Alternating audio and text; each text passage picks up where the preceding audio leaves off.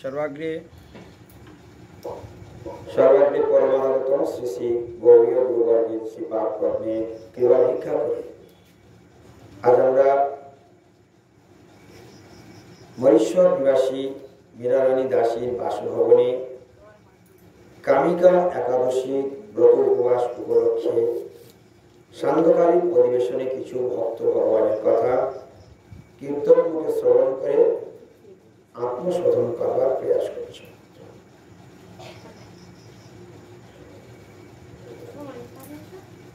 ভগবানের কথা সর্বদাই মধুর সুন্দর অমৃতস্বর। যারা ভগবানের প্রিয়তম ভক্ত তারা সর্বদাই ভগবানের গুণকীর্তনে রত। ভগবানের পরমপ্রিয়তম ভক্ত যারা তারা ভগবানকে সর্বদাই স্তুতি করেন, ভগবানের প্রশংসা গুণকীর্তন করেন।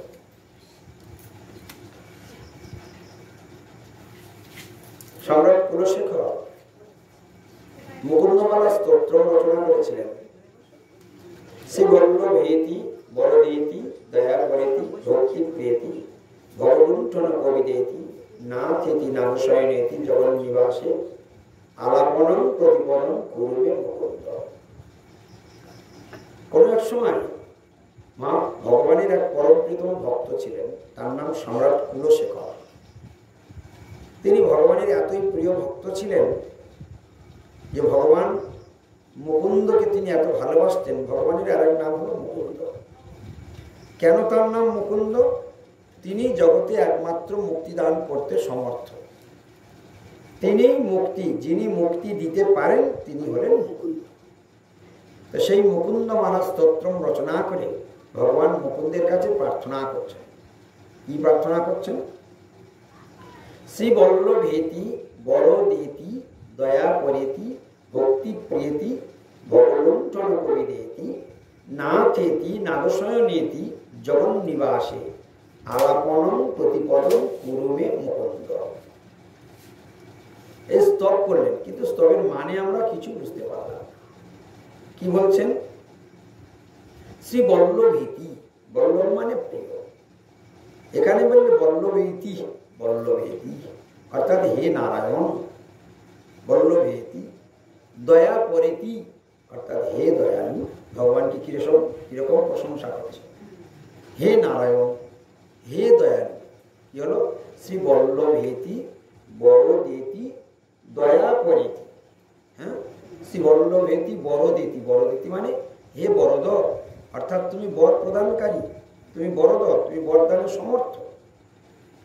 শ্রী বল্লভেতি মানে হে নারায়ণ, শ্রী বল্লভেতি বরদেতি অর্থাৎ তুমি বরদানে সক্ষম, তাই তুমি বরদ।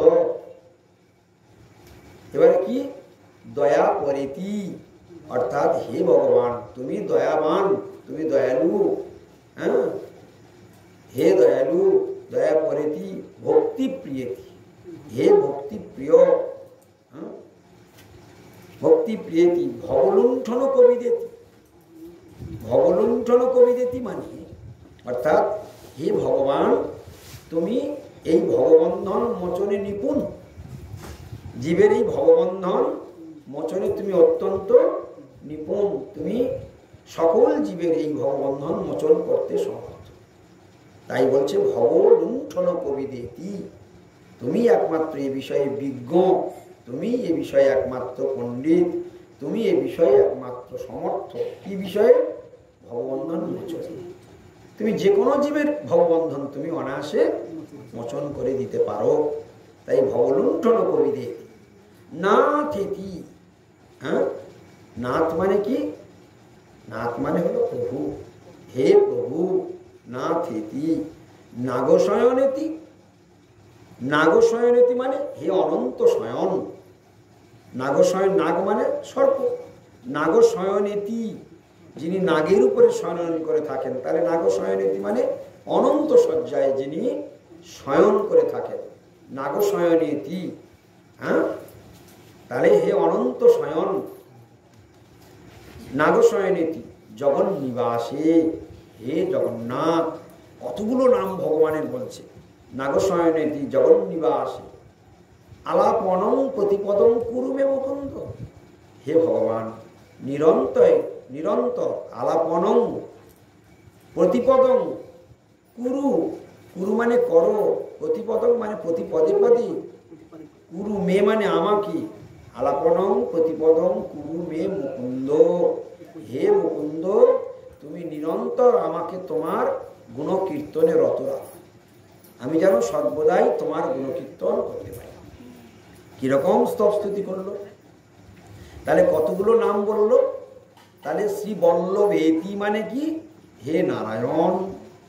শ্রী বল্লভেতি বরদেতি, হে বরদ, হে বরদানকারী। হ্যাঁ, আবার একবার রিপিট দিয়ে দিচ্ছি যাতে মনে থাকে। তাহলে বল্লভেতি মানে কি? হে নারায়ণ। বরদেতি মানে হে বরদাতা। হ্যাঁ, দয়া করেতি অর্থাৎ হে দয়ালু। হ্যাঁ, তাহলে শ্রী বল্লভেতি বরদেতি দয়া করেতি ভক্তি প্রিয়েতি, হে ভক্তি প্রিয় অর্থাৎ যারা তোমায় ভক্তি করে তুমি তাদের অত্যন্ত প্রিয়, তুমি তাদেরকে ভালোবাসো। হ্যাঁ, ভক্তি প্রিয়েতি, ভক্তি প্রিয় মাধব।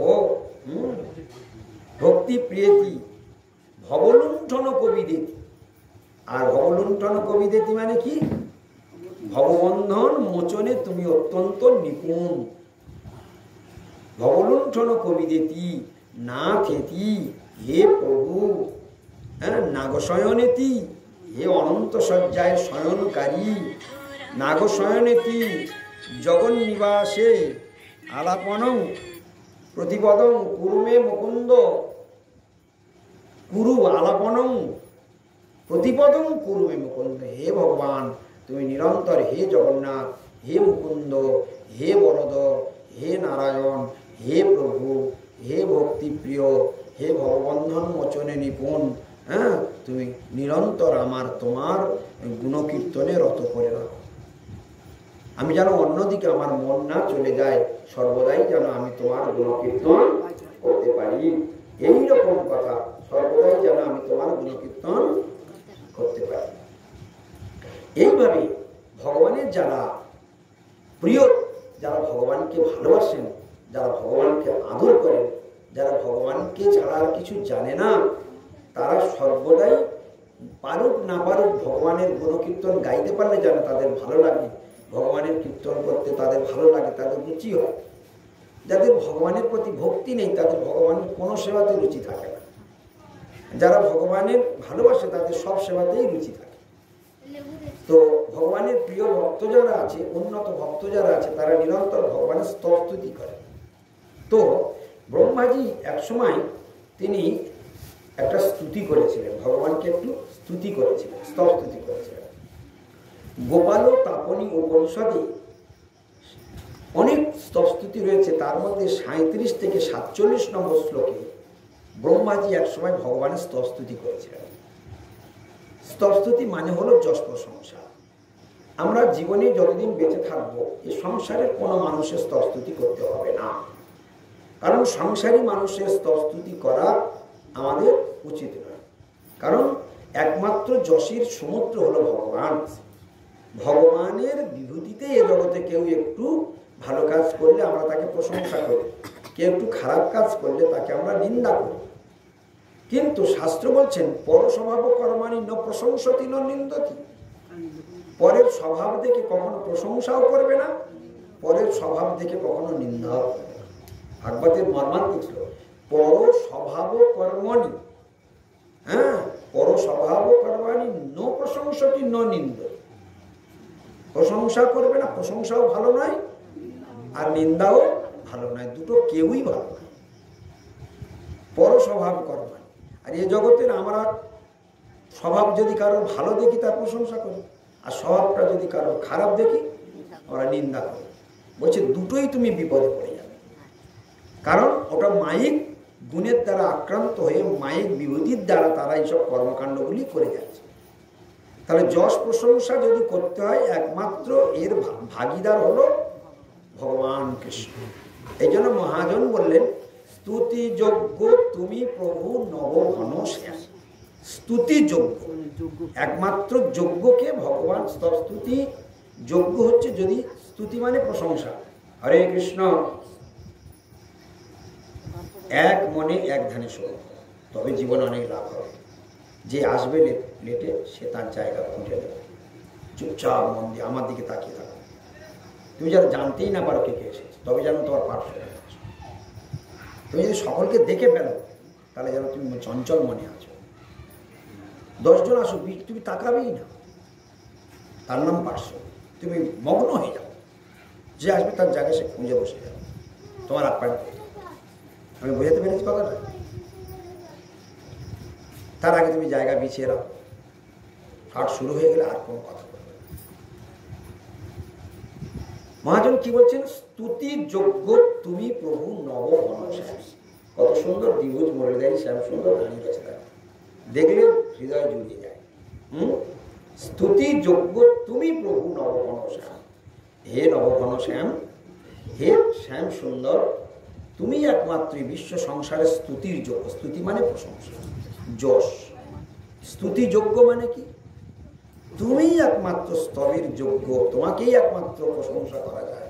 তুমি প্রশংসার উপযুক্ত পাত্র। প্রশংসা একমাত্র তোমাতেই সাজি, জগতে আর কেউ প্রকৃত প্রশংসার যোগ্য নয়। কাদের কাদের প্রশংসা করা যায়? গুরু, বৈষ্ণব আর ভগবান। এ তিনের যশ ছাড়া আমি কোনোদিন কারোর যশ করব না। কথাটি বোঝা গেল? গুরু, বৈষ্ণব, ভগবান তিনের ছাড়া আমি আর কোনোদিন কারোর যশ গাইব না। গুরু, বৈষ্ণব, ভগবান তিনের ছাড়া আর কারোর যশ করব না। মনে থাকে যাবে কেন? গুরু, বৈষ্ণব, ভগবান তিনের স্মরণ, তিনের স্মরণে হয় বিঘ্ন বিনাশন। তুমি যেখানেই যাবে তোমার কোনো বাধা তোমাকে আটকাতে পারবে না।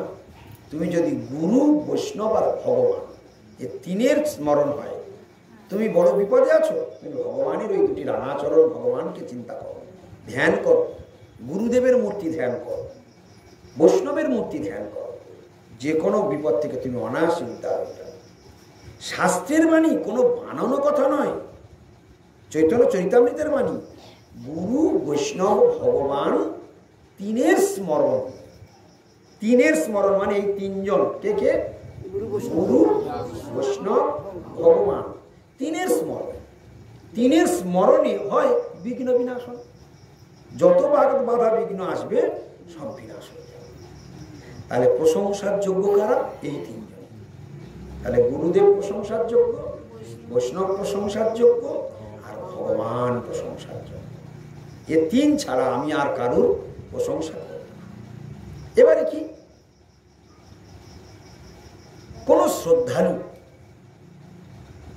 শ্রদ্ধালু সে পাঠ শুনতে আসে, বৈষ্ণবদেরকে ভালোবাসে, সে আদর করে বা যত্ন করে, বা এর প্রতি তার প্রাণ আছে। সে এখন ভক্ত হতে পারেনি, কিন্তু তার শ্রদ্ধা আছে, ভক্তি আছে, সাধুদের ভালোবাসে বলে ওদের প্রশংসা করতে হবে না, সামনাসামনি কারো প্রশংসা করবে না। এদেরকে কি করতে হবে? মনে মনে আদর করবে। এদের মনে মনে আদর করবে, এদেরকে ভালোবাসবে। কেন? ওরা ভগবানের দিকে যাত্রা করছে। যদি কারোর যশ করি, প্রশংসা করি, তাহলে সে তার ক্ষতি করাই হবে। আমরা যদি কোনো সাধারণ ব্যক্তিকে যশ করি, প্রশংসা করি, তাহলে প্রকৃতপক্ষে আমি তার শত্রু। আমি কাউকে যশ করলাম, প্রশংসা করলাম, কোনো সাধারণ ব্যক্তিকে আমি যদি বিচার করি সূক্ষ্মভাবে, আমি তার শত্রু। কেন? বলছে যখন আমরা তার যশ করব, প্রশংসা করব, সে ধীরে ধীরে নিজেকে অনেক বড় ভাববে এবং সে অহংকারী হয়ে পড়বে। আমার যশ গাইছে, আমি কত ভালো, পক্ষান্তরে ক্ষতি করা হলো। কিন্তু আমি যদি তার যশটা না করি, তার অহংকারটা বারবার সুযোগ থাকবে না। তাহলে যশ করা মানেই অহংকারকে বাড়িয়ে দেওয়া হলো। অতএব পক্ষান্তরে অহংকার হলেই তার বিনাশ হবে। অতএব কারোর প্রশংসা সামনাসামনি করা উচিত নয়। যদি প্রশংসা করি, মনে মনে একটু প্রশংসা করব, মনে মনে ভালোবাসবো, কিন্তু সেটা খুব একটা জোরালো নয়, খুব মৃদুমন্দ প্রশংসা। আর যদি তার সামনে প্রশংসা কোনো সময় করে ফেলি, সেটা কি হবে? খুব মৃদু প্রশংসা, হাইলাইট নয়, খুব জোর প্রশংসা করা যাবে না, তাতে ভগবানের অবমাননাও হতে পারে।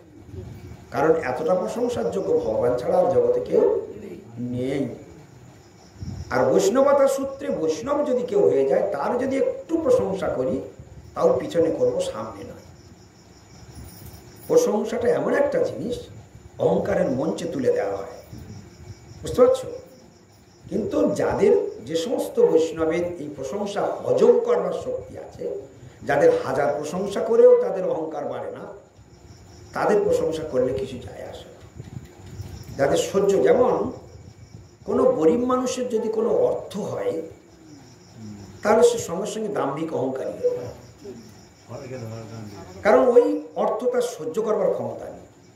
আবার অনেক ব্যক্তিকে দেখা যায় কোটিপতি হয়েও সিম্পল রেসে সাধারণভাবে ঘুরে বেড়ায়, সাধারণ জীবনযাপন করে, সকলের সঙ্গে মিলেমিশে হেসে খেলে কথা বলে। আবার অল্প ধনী হয়ে গিয়ে, গরিব মানুষ অল্প ধনী হয়ে গিয়েছে কোনো কারণে, সেই ব্যক্তি এমনই অহংকারী হয়ে পড়ে, সে যেন ধরাকে সরাজ্ঞান করতে থাকে। এই জন্য প্রশংসাটা কারোর সামনে কখনো করা উচিত না। হয়তো সে এমনই ভালো ভালো কাজ করছে, সে প্রশংসার যোগ্য, তবুও প্রশংসা করার জন্য জিভটাকে একটু টেনে ধরে রাখবে, কষে ধরে রাখবে, যেন প্রশংসাটা না হয়। তাহলে প্রশংসা যদি করতে হয়, কাকে করা উচিত? ভগবানকে। আর কাকে করা যায়? গুরুদেবকে। তাই প্রশংসার সর্বোচ্চতম পাত্র হলো গুরু, গৌরাঙ্গ, ভগবান, বৈষ্ণব, এরাই হলো প্রশংসার যোগ্য। এইখানে স্তব স্তুতি, প্রত্যেক দিন ভগবানকে স্তব স্তুতি শোনাতে হয়, প্রতিদিন ভগবানকে স্তব স্তুতি শোনাতে হয়। কিন্তু বলো দেখি, তোমাদের কারো স্তব স্তুতি করার প্রবণতা আছে? মুখস্থ করার প্রবণতা নেই। শাস্ত্র দেখলে যেন ভয় লাগে, কিন্তু ভয়ের কোনো কারণ নেই। আমরা চেষ্টা করলে এটা অন্তত স্বীকার করতে হবে, মানুষ যদি মনে করে আমি এটা করব, তাহলে তার কাছে কোনো অসাধ্য কিছু নয়, অসাধ্য সাধন হয়। শাস্ত্রে এই কথা বলছে যে মুখং করতি বাচালম, মুখ বাচাল হয়ে যায়। মুখ মানে বোবা, বোবা বাচাল হয়ে যায়। পঙ্গুম লম্ভয়তি গিরিম, গিরি মানে পাহাড়, পঙ্গু মানে খোঁড়া, খোঁড়া পাহাড় টপকে যেতে পারে। তাহলে কি হলো? মুখং করতি বাচালম পঙ্গুম লম্ভয়তি গিরিম যৎ কৃপা তমহং বন্দে পরমানন্দ মাধব। কার? সেই পরম আনন্দময় পরমেশ্বর ভগবান মাধবের যদি করুণা হয়, তার যদি কৃপা হয়, তাহলে বোবা বাচাল হয়ে যেতে পারে, আর পাহাড় গিরি টপকে যেতে পারে। আর ভগবানের কৃপায় কি না হয়? ভগবান যদি করুণা করেন, কি না হয়? ভগবানের অসাধ্য কিছু নাই।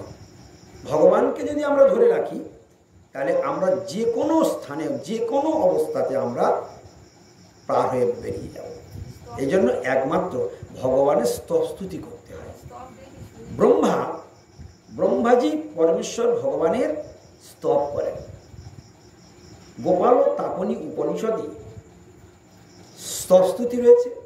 ব্রহ্মা 12টি শ্লোকে ভগবানের প্রতিদিন স্তবস্তুতি করেছেন, করছেন, আজও করেন। যদিও অনেক শ্লোক, অনেক স্তবস্তুতি দেবতাগণ, ব্রহ্মাজি, শিবজি ভগবানের করে থাকেন। পঞ্চমুখে রাম নাম গান ত্রিপুরারি, ত্রিপুরারি মানে শিবজি। ত্রিপুরের অরিজিনে তিনি ত্রিপুরারি। ত্রিপুর নাম বসুরকে বধ করেছিলেন বলে তাই শিবের আর এক নাম ত্রিপুরারি। ব্রহ্মাজি চতুর্মুখে ভগবানের গুণকীর্তন করেন। সেই ব্রহ্মাজি ভগবানকে 12টি শ্লোকে স্তব করেছেন।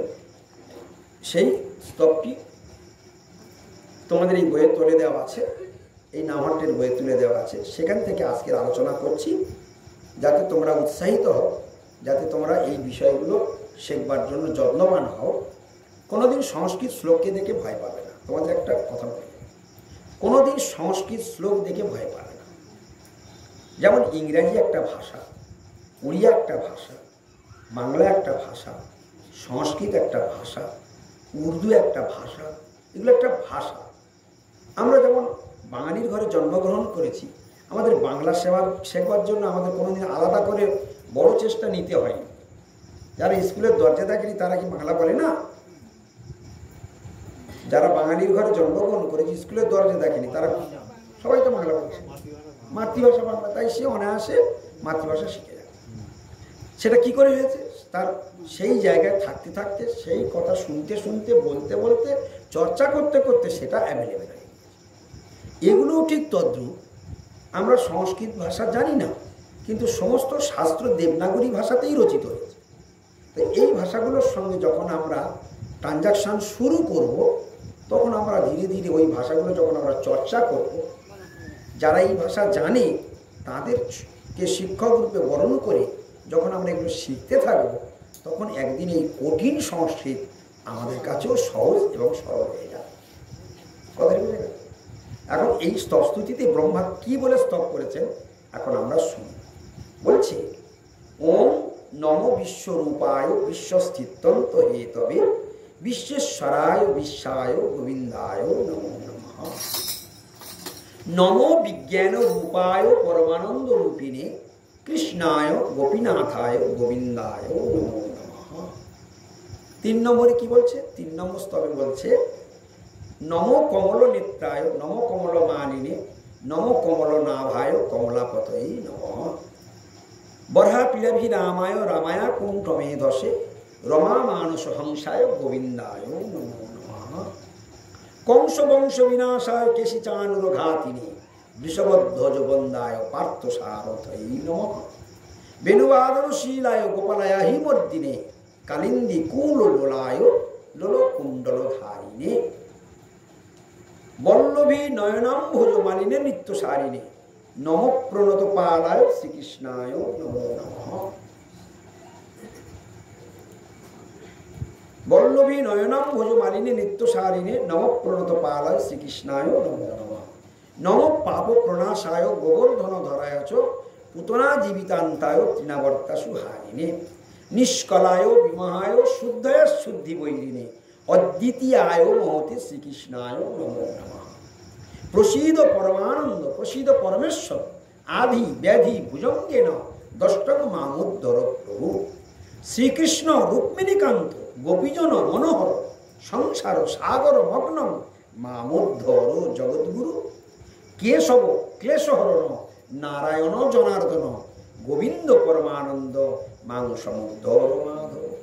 এই 12টা শ্লোকে ব্রহ্মাজি স্তব করেছেন গোপালতাপনী উপনিষদে। এই শ্লোকগুলোর অর্থ এখন আমরা একটু বাংলাতে শুনব, যে এই শ্লোকগুলোর মানেটা কি। 164 পেজে রয়েছে। বলছে, দেখো, ওম নম বিশ্বরূপায় বিশ্বস্থিত্যন্ত হেতবে বিশ্বেশ্বরায় বিশ্বায় গোবিন্দায় নমো নমঃ। এটা হচ্ছে স্তব, ভগবানের প্রশংসা করা। কি প্রশংসা করেছে আমরা বাংলাটা শুনি। কি অর্থ বলছেন? ব্রহ্মা মুনিগণকে বলিলেন, আমি এই 12টি মন্ত্রে ভগবান বাসুদেবের স্তব করি। ব্রহ্মাজি কাদেরকে বললেন কথাটি? মুনিগণের সভাতে ব্রহ্মাজি কোনো এক সময় এই কথাটা বলেছিলেন, আমি এই 12টি মন্ত্রে ভগবান বাসুদেবের স্তব করি। আচ্ছা বলো দেখি, ব্রহ্মাজি বৈষ্ণব চূড়ামণি, তিনি এই 12টি শ্লোকে ভগবানকে স্তব করেন। আমাদের কি করা উচিত? এটা শিখে আমাদেরকে প্রত্যেক দিন 12টা শ্লোকে ভগবানকে যদি আমরা স্তব স্তুতি শোনাই, আমাদের জীবন, মানব জীবন, আমাদের জিহ্বা, আমাদের মন, আমাদের বুদ্ধি, ইন্দ্রিয়, বাকশক্তি সব শুদ্ধ হয়ে যাবে। আমাদের জীবনটা ধন্য অতি ধন্য হয়ে যাবে। কিন্তু আমাদের সেই চেষ্টা কোথায়? আমাদের ভগবান মানব শরীর দিয়েছে, আমাদের ভাগ্য গড়ে নেওয়ার সুযোগ দিয়েছে, কিন্তু আমরা নিজেদের ভাগ্যে নিজেরাই কুঠারাঘাত করছি। হ্যাঁ, নিজেদের পায়ে নিজেরাই কুড়ুল মারছি। এত সুযোগ থাকা সত্ত্বেও আমরা করছি না। আমরা এখন পারি না, পাচ্ছি না, সময় পাই না, শক্ত, এরকম বলে আমরা নিজেদেরকে ঠকাতে পারি। তাহলে তুমি বলো, যদি মানব জন্মে না পারো, তাহলে নিশ্চয়ই ছাগল জন্মে তুমি স্তব করে মুখস্থ করে ভগবানকে শোনাবে নাকি? এই জন্মে মানব জন্মে পারলে না, তাহলে যখন ছাগল জন্ম দেবে তখন তোমরা সব স্তব স্তুতি করে ভগবানকে শোনাবে। বা পাখি জন্ম হয়ে গেলে তখন শোনাবে নাকি? না কীট পতঙ্গ জন্ম হলে তখন শোনাবে তো নাকি? বুঝতে পারেন আমার কথা? এই জন্মে শোনাবে। তাহলে আজকের থেকে প্রতিজ্ঞা করো, এই 12টা শ্লোক আমরা সবাই মুখস্থ করব, আমরা সবাই মুখস্থ করবই করব। দেখো কত সুন্দর, দেখো এইগুলোর উচ্চারণগুলো তোমরা শিখে নেবে। হ্যাঁ, ওম নমো বিশ্বরূপায়, সহজ সরল শব্দ, কঠিন ভাষা তো নয়। বিশ্বস্থিতন্ত হে তবে, বিশ্বস্থিতন্ত হে তবে, বলো বিশ্বেশ্বরায় বিশ্বায় গোবিন্দায় নমো নমঃ। দেখো ভগবান কৃষ্ণকে স্তব করা। তাহলে ব্রহ্মাজি মণিগণের সভাতে মণিগণকে বললেন, আমি 12টা শ্লোকে ভগবান শ্রী বাসুদেবকে স্তব করি, প্রতিদিন ভগবান বাসুদেবকে স্তব করি। সেই স্তবটি এই, হে ভগবান, এই বিশ্ব তোমার রূপ। ওই যে বললো বিশ্বরূপায়, বিশ্বরূপায় শব্দের অর্থ কি হলো? হে ভগবান, এই বিশ্বটা হলো তোমার রূপ। এ কথার মানে বোঝো, এই বিশ্বটা হলো তোমার রূপ। তাহলে বিশ্ব যদি ভগবানের রূপ হয়, খুব ভালো করে ঠান্ডা মাথায় শোনো, আমার দিকে তাকিয়ে থাকো, খুব মনোযোগ দিয়ে শোনো, ভগবানের কাছে মনে মনে কাঁদো, হে গোবিন্দ যেন তোমার কথা বুঝতে পারে। ভগবানের কৃপা না হলে তার কথা বোঝা যায় না। কে তানে বুঝিতে পারি যদি না বোঝায়, কে তানে জানিতে পারি যদি না জানে। তাই ভগবানের কথা জানতে গেলে, ভগবানের কথা বুঝতে গেলে তার কৃপা লাগবে। তাই তার কাছে কাঁদতে হয়, তাকে প্রণাম করতে হয়। তো মনে মনে তাকে প্রণাম করো, ভগবানকে প্রণাম করো যে গোবিন্দ তোমার কথা তুমি বুঝিয়ে দাও, তোমার কথা তুমি বোঝবার শক্তি দাও, তোমার কৃপায় যেন বুঝতে পারি। তাহলে কি হলো? ওম নমো, ওম মানে পরমেশ্বর ভগবান, নম মানে নমস্কার করি, বিশ্বরূপায়, হে হে ভগবান, এই বিশ্ব তোমার রূপ। কি বললো? এই বিশ্ব তোমার রূপ। তাহলে বিশ্ব মানে জগৎটাকে বিশ্ব বলছে। তাহলে জগৎটা কার রূপ? ভগবানের। সকালবেলা চোখ খুললে আমরা কি দেখতে পাই? বিশ্ব দেখতে পাই, জগৎ দেখতে পাই। তাই বিশ্বরূপ মানে এই বিশ্বটা যদি ভগবান হয়, ভগবানের রূপ হয়, তাহলে এই গাছপালা, পশু পাখি, কীট পতঙ্গ, মানুষ, গরু, ছাগল, আকাশ বাতাস যা কিছু আসছে, এই সব কিছুকে প্রণাম করা, এটাকে ভগবানের বলা হয়। আমি একটু তোমাদের বলে রাখি, এই যে বিশ্বটাকে ভগবানের রূপ বলা হলো, তাহলে আমরা পাপ চক্ষে দ্বিভুজ মুরলীধারী শ্যাম সুন্দরকে দেখতে না পারি, কিন্তু মাটিয়া চোখে মাটিয়া জিনিসগুলো দর্শন করে ভগবানকে প্রণাম করতে পারি। বোঝা গেল কিছু? তাহলে ভগবানের ওটা হলো বাস্তব রূপ, আর এটা হলো ভগবানের ঔপাধিক রূপ, এটা ভগবানের মায়িক রূপ। হ্যাঁ, এই রূপে দেখে আমরা প্রণাম করলেও ভগবানকে প্রণাম হবে। চন্দ্রকে দেখলে প্রণাম করতে হবে, সূর্যকে দেখলে প্রণাম করতে হবে, গাছপালা, নদ নদী, মানুষ, গরু, ছাগল, কীট পতঙ্গ যাকে দেখবে তাকে সবাইকে প্রণাম করতে হবে, প্রতিটা মানুষকে প্রণাম করতে হবে। আমরা মনে করছি আমি বৈষ্ণব হয়েছি, ও বৈষ্ণব হয়নি কেন? না, এরকম না। ছাগলকে প্রণাম করতে হবে যিনি বৈষ্ণব হবে। মনের দিকে শোনে রাখো, এসব শিক্ষা যদি ভেতরে না থাকে তাহলে অহংকারী হবে, বৈষ্ণব হতে পারবে না। সে হলো বৈষ্ণব, সে বৈষ্ণব যে সবাইকে প্রণাম, সেই সে বৈষ্ণব ধর্ম সবারই প্রণতি, ইথে মতি নাই যা, সেই ধর্মধ্বজি, সে ধর্মধ্বজি যে সকলকে প্রণাম করে না। বৈষ্ণবরা কখনো ছুটে গিয়ে তোমাদের পায়ে হাতে প্রণাম করবে না।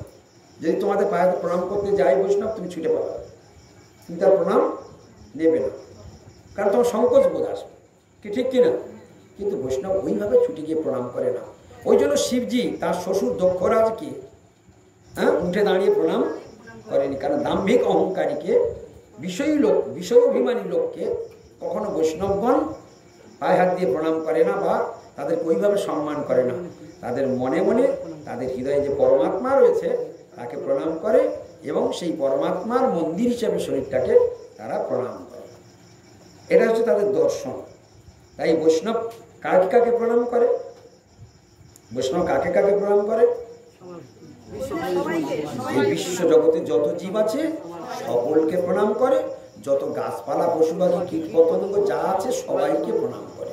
চন্দ্র সূর্য আকাশ বাতাস যা কিছু মনে আসে, যা কিছু চোখে দেখতে পায়, শুধু এইভাবে অনুভব করবেন সবই ভগবান, এ সব ভগবানের রূপ। দেখো, দেখতে শেখো, হরিবল, সবই ভগবানের রূপ। তাহলে আকাশ বাতাস গাছপালা পশু পাখি কীট পতঙ্গ এ বিশ্ব সবই ভগবানের একটি রূপ। তাহলে ভগবানের এতদিন আমরা শুনতাম যে দ্বিভুজ মুরলীদেবী শ্যামসুন্দর ভগবানের একটি রূপ, আগে শুনেছি নৃসিংহদেব একটা রূপ, বামনদেব একটা রূপ, এইরকম কুর্ম একটা রূপ, মৎস্য একটা রূপ, পরশুরাম একটা রূপ, গুরু একটা রূপ। হ্যাঁ, কিন্তু আজকে শুনলাম এই বিশ্ব চরাচর ভগবানের একটা রূপ। এই জন্য ভগবান অর্জুন ভগবানের বিশ্বরূপ দেখতে চেয়েছিলেন, আর মা যশোদাকে তিনি গালের মধ্যে বিশ্বরূপ দেখিয়েছিলেন, সারা বিশ্বটাকে দেখিয়ে দিয়েছিলেন বিশ্বটাই কৃষ্ণ।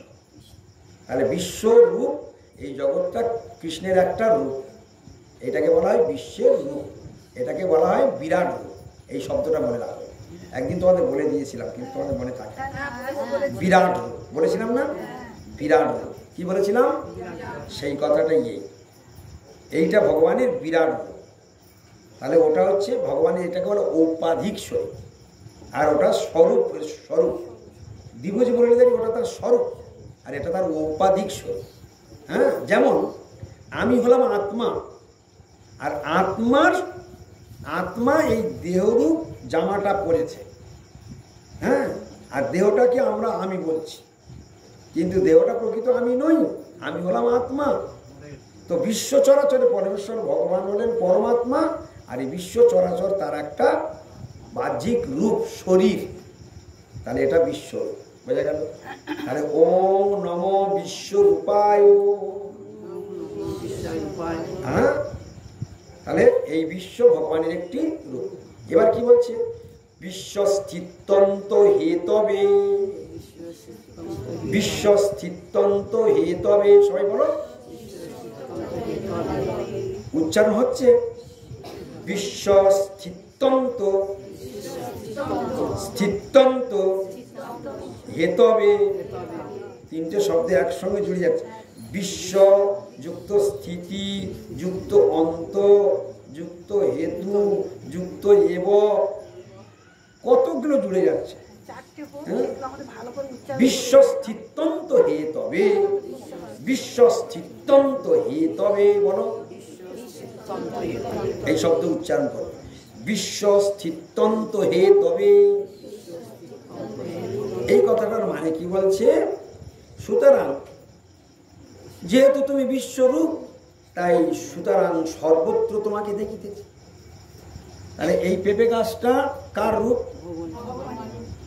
আম গাছ কাঁঠাল গাছ কার রূপ, মানুষ গরু ছাগল গাধা গরু যা কিছু কার রূপ, আকাশ কার রূপ, চন্দ্র সূর্য কার রূপ। তাহলে যা কিছু নয়নে পড়বে বৈষ্ণব যিনি, তিনি সর্বদাই। যারা এই দর্শন শেখে, এই যে সাধু সঙ্গ করার এটাই ফল, শিখছি আমরা, এগুলো কোনোদিন জানতাম না যে এটা এইরকম দর্শন। কেন ভগবান কৃষ্ণ চরণে পড়বে না, কেন ভালোবাসবে না?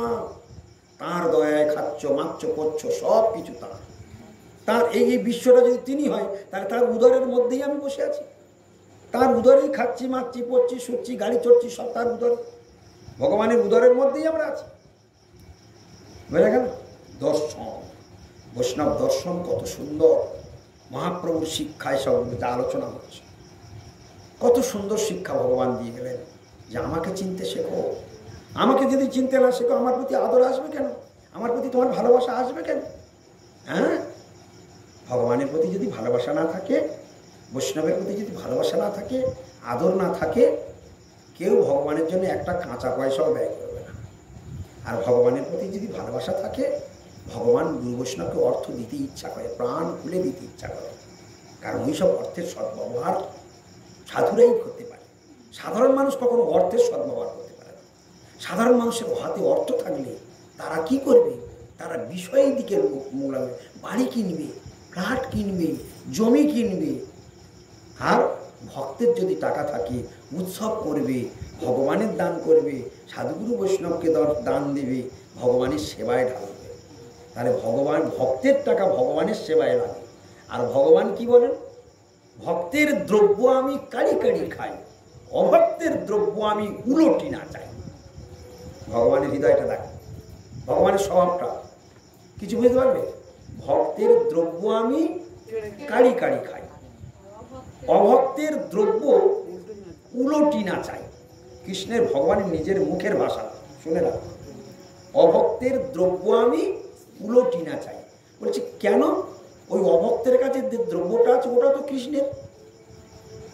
ভালো করে বুঝতে, ওটাও তো কৃষ্ণের। তাহলে জগৎ যদি তার, তাহলে এখানে তো কেউ মালিক নেই। তবু এ কথা কেন বলেছ? বলে এর মধ্যেও ভাব আছে। কি ভাব আছে শুনে রাখো, কত সূক্ষ্ম সূক্ষ্ম সিদ্ধান্ত। ভক্তের কাছে যেটা আছে ওটাও কৃষ্ণের, সাধারণ মানুষের কাছে যেটা আছে ওটাও কৃষ্ণের। তবু কেন ওদিকে ফিরে তাকায় না? তার জ্বলন্ত প্রমাণ দুর্যোধনের রাজভোগ রান্না আর বিদুরের শুকনো রুটি আর শাক। এই দুটো কিন্তু সবসময় মনে রাখতে হবে। দুর্যোধন কি রান্না করেনি? দুর্যোধন কি নিমন্ত্রণ করেনি? করেনি কি? তাহলে ভগবান কি সেখানে খেতে পারত না? সেখানে তার রন্ধ্রে রন্ধ্রে বিষ যুক্ত হয়ে আছে, বিষয়ীর ভাব। এই অন্নের মধ্যে বিষয়ীর ভাব লুকিয়ে থাকে। ওই জন্য অন্নদান বড় মারাত্মক দান। যদি কেউ অন্নদান করে, ওই অন্ন যে খাবে তার পুণ্য এদিকে চলে আসবে আর তার পাপগুলো ধৌত হয়ে যাবে। ওই জন্য অন্নদান বড় সাংঘাতিক দান। মনে রাখবে, মনে রাখবে, এসব কোনোদিন ভুলবে না। অন্নদান বড় সাংঘাতিক দান। এই জন্য অন্নের মধ্যে দিয়ে সব পাপ খালাস হয়, ওর মধ্যে দিয়ে পাপ পাচার হয়। এটা খুব গোপন কথা, শুনে রাখো। আজকে সব দিন সব কথা পাবে না। অন্নের মধ্যে দিয়ে যত অনর্থ পাপ সব ওর মধ্যে দিয়ে পাসিং হয়। এই জন্য ছাড়িয়া বৈষ্ণব সেবা নিস্তার পেয়েছে কিবা। যাদের ভাগ্যে বছরে একবার দুবার, বছরে যদি উৎসব না ডাকা যায়, সাধুগুরু বৈষ্ণব যদি না ডাকা যায়, উৎসব যদি না করা যায়, মানুষের পাতে যদি অন্ন না দেওয়া যায়, তোমার বাঁচা রাস্তা থাকবে না। উৎসব করতেই হবে, ছলে বলে কলে কৌশলে। নিজের বাড়িতে যদি উৎসবের ব্যবস্থা না থাকে, তাহলে অন্য কোথাও করতে হবে। হ্যাঁ, ছলে বলে কলে কৌশলে উৎসব করতে হবে। কারণ শাস্ত্রে বলছেন, ছাড়িয়া বৈষ্ণব সেবা নিস্তার পেয়েছে কিবা। কারোর উদ্ধারের প্রতি নাই। আর কেন করব? ওই অন্নের মধ্যে দিয়ে সব পাপ পাচার হয়। ওই জন্য অন্নদান। দানে কি হয় তোমাদের বলেছিলাম, তোমরা সব ভুলে যাও। দানে কি হয়? দানে পাপ চলে যায়। আর কি বলেছিলাম?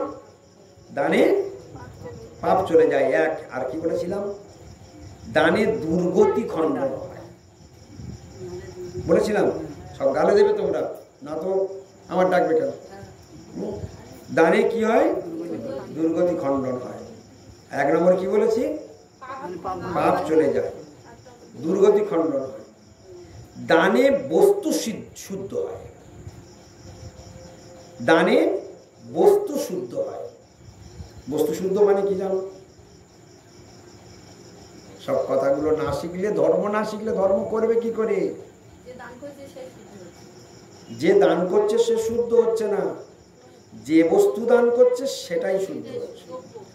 যেমন তোমার গাছে যে ফল হয়েছে, ঝিঙা, লাউ, কুমড়ো আদি যে সবজি হয়েছে, ওর অগ্রভাগ যদি ভগবানকে দান দিয়ে দাও, তাহলে পুরো ঝিঙে বাগানটাইতে যা ঝিঙে ফলবে সব শুদ্ধ হয়ে যাবে। যেটা তুমি দান দেবে, যেটা তুমি দান দেবে, সেই বস্তুর অগ্রভাগ যদি সাধুগুরু বৈষ্ণব ভগবানের সেবায় লাগে, অঝরে ফলবে। মানে বস্তু শুদ্ধ হয়ে যাবে।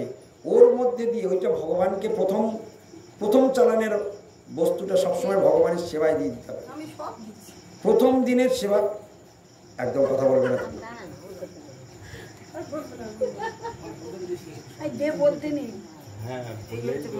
প্রথম যে কোনো বস্তু, আজকের মাসের প্রথম মাইনে পেয়েছে, ওই মাসের প্রথম টাকাতে যদি ভগবানের সেবায় না লাগে, প্রথম খরচ হবে ভগবানের সেবা দিয়ে।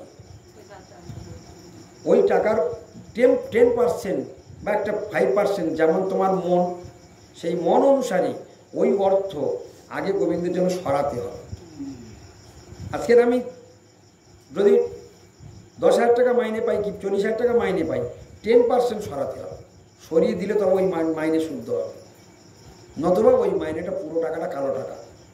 এই জন্য দানে কি হয়, বস্তু শুদ্ধ হয়। ওই অর্থটা শুদ্ধ হবে কখন, ভগবানকে যখন ট্যাক্স দিয়ে দেবে। ওই টাকাটা কাউকে দিয়ে দিতে হবে না তোমার।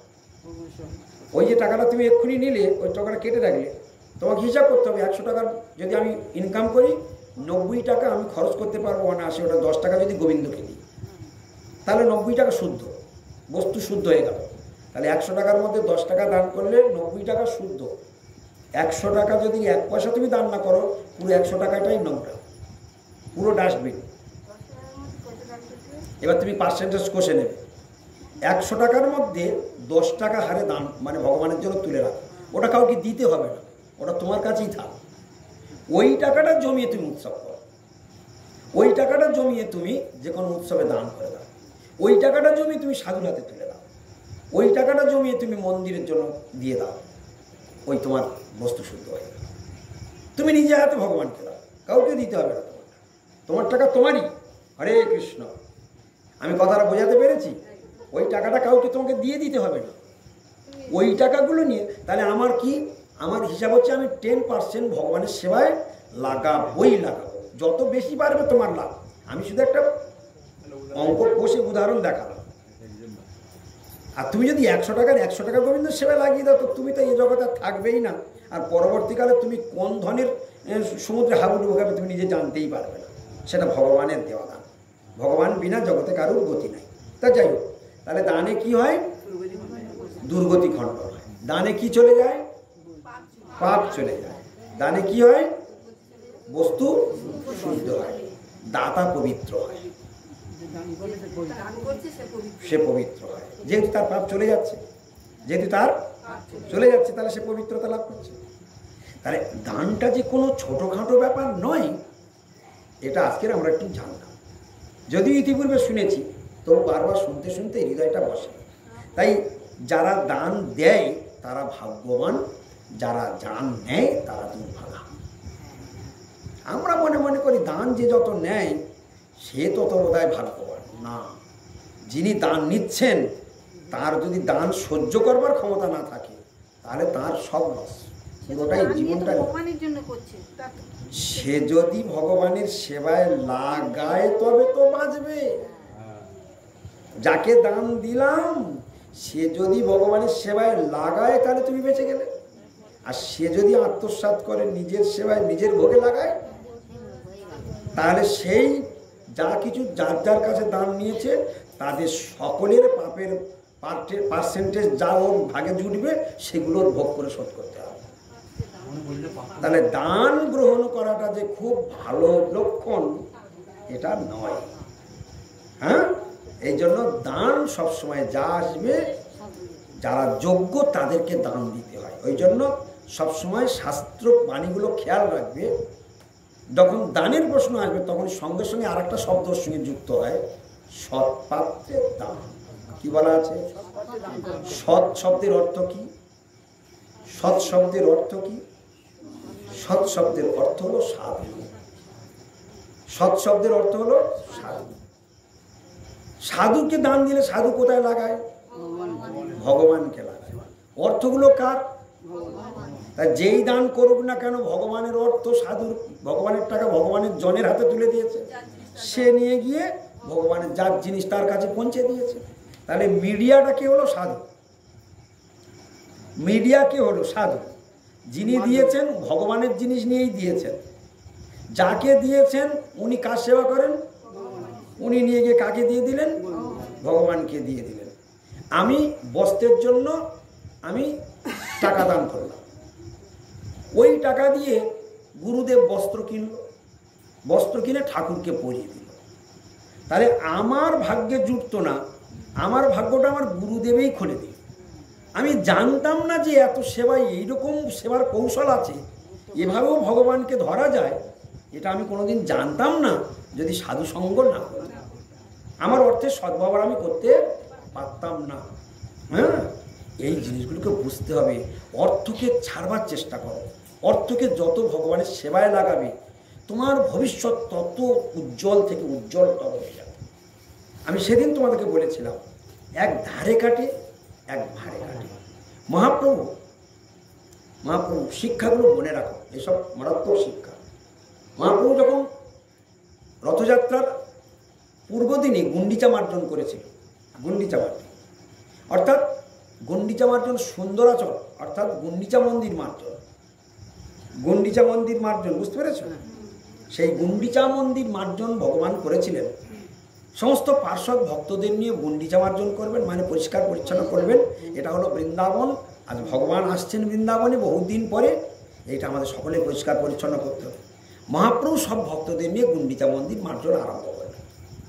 সকলকে বলছে যে যত পরিষ্কার পরিচ্ছন্ন করবে, হ্যাঁ, ভগবান জগন্নাথ দেব তার প্রতি তত প্রসন্ন হবেন, ভগবান তার প্রতি তত প্রসন্ন হবেন। আর কেউ ফাঁকি দেবে না। মহাপ্রভু বলছে কেউ ফাঁকি দেবে না, আমি ফাঁকিটা ধরে ফেলবো।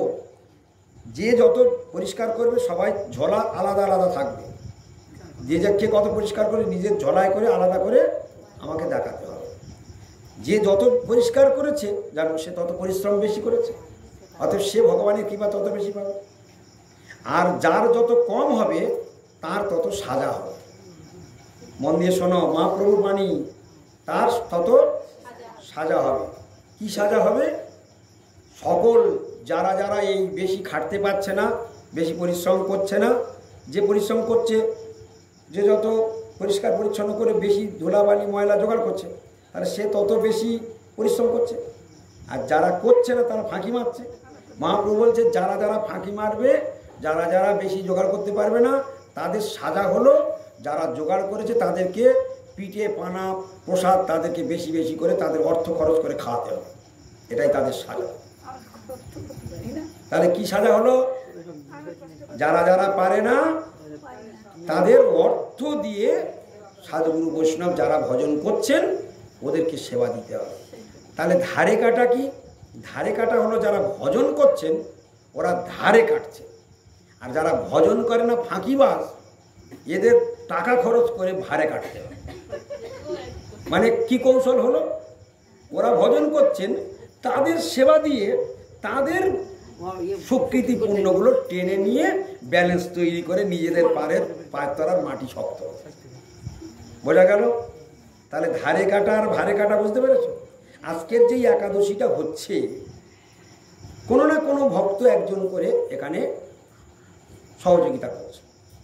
যে করছে, যার কৃপায় করছে, যেভাবে করছে, ইচ্ছায় করুক অনিচ্ছায় করুক, তার যে কি মঙ্গল হচ্ছে সেটা আজ ভাষায় বলে বোঝানোও যাবে না, এবং তার ফল সে যে কী পরিমাণে পাবে সেটা আমি ভাষায় তোমাদের বলে বোঝাতে পারবো না। তোমরা নিজেরাই সেটা পরে বুঝতে পারবে, কত ধানে কত চাল। হ্যাঁ, এই জন্য সেবা কখনো বিফলে যায় না। ভগবত উদ্দেশ্যে ভগবান ছিলেন, ভগবান আছেন, ভগবান থাকবেন। তাহলে তার উদ্দেশ্য যদি আমি সেবা করি তাহলে সেই সেবা আর কোনো দিন নষ্ট হয় না। অনেক সময় আমরা সেবা করতে গিয়ে কোনটা করি, বা হাত মুঠো মারি বা পিছন টান মারি, এটা কখনো করবেন না। যেটুকু করবেন উদারভাবে করবেন। সবসময় সাধুগুরু বৈষ্ণবের পক্ষে উদার করে দিয়ে দেবেন। কার জন্য দিচ্ছেন? ওটা আপনি দিচ্ছেন না, ভগবান কারোর দান নেয় না। ভালো করে বুঝে রাখবেন। এই জিনিসগুলোকে যারা বুঝতে পারে না তারা মূর্খ। আমি ভগবানকে 20,000, 30,000, 40,000, 50,000 টাকা দিয়ে দিলাম, ভগবানকে দিয়ে দিলাম, ভগবান নেয় না। ভগবান যদি তুমি 50 দাও, 50,000 তুমি দাও, তো 50 কোটি টাকা ভগবান তোমাকে দেওয়ার জন্য রেডি হয়ে দাঁড়িয়ে আছে। তাহলে ভগবান নিল কোথায়? তা তুমি দিলে তোমার পায়ের তলার মাটি শক্ত করবে। এরা বোঝে না, আমি এত দিচ্ছি, আমি এত দিচ্ছি, আমি এত দিচ্ছি। এ কথা যদি কেউ গল্প করে তাহলে সব ওই দান আর ভগবান গ্রহণ করবে না। মনে রাখবে, ওই দানে ভগবান আর প্রসন্ন হবে না। দান দিয়ে যে অহংকার শূন্য থাকে সে হলো দাতা। দান দিয়ে যে অহংকার করে না, দান দিয়ে যে নাম কেনার চেষ্টা করে না, সে হলো দাতা। দান দিয়ে লিস্টে নাম উঠেছে কিনা দেখতে দেয়, দান দিয়ে 17 জনের কাছে গল্প করে দেয়।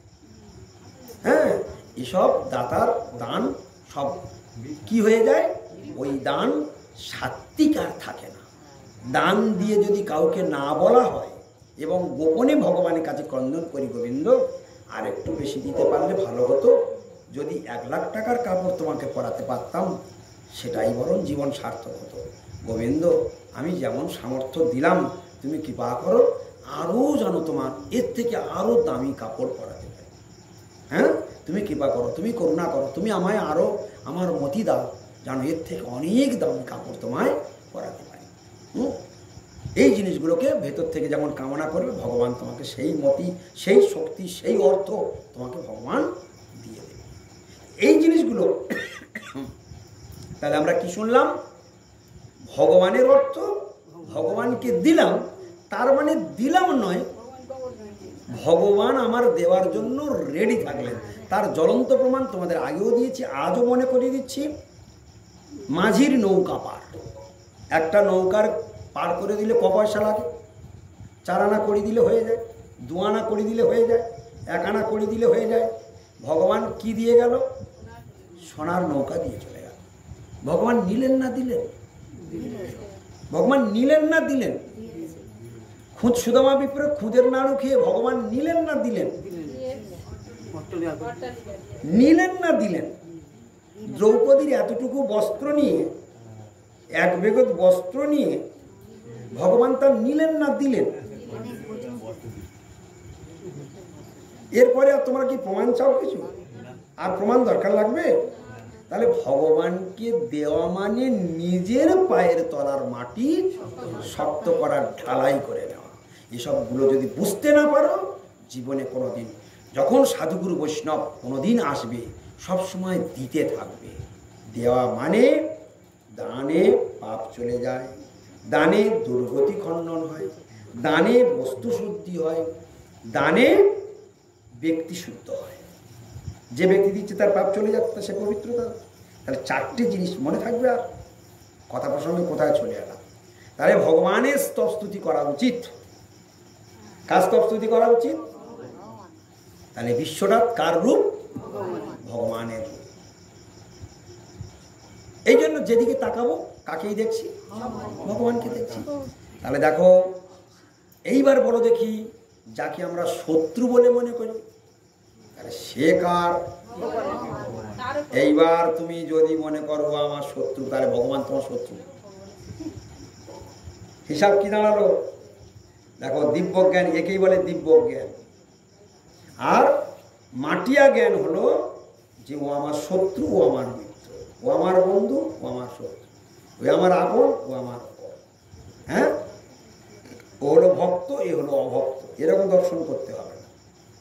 এ জগতে কেউ ভক্ত নয়, কেউ অভক্ত নয়, অথচ ভক্ত। হ্যাঁ, কারণ এ জগতে সকলকেই ভগবানের সন্তান জ্ঞানে, ভগবানের জন জ্ঞানে প্রণাম করতে হবে। ওকে জগতে কে এনেছে? আমি যাকে শত্রু ভাবছি, ওকে জগতে কে এনেছে? তাহলে আমি যে ভগবানের ঘন্টা নাড়বো, সেই ভগবান আবার ওকেই এনেছে। অতএব কি জানা কি?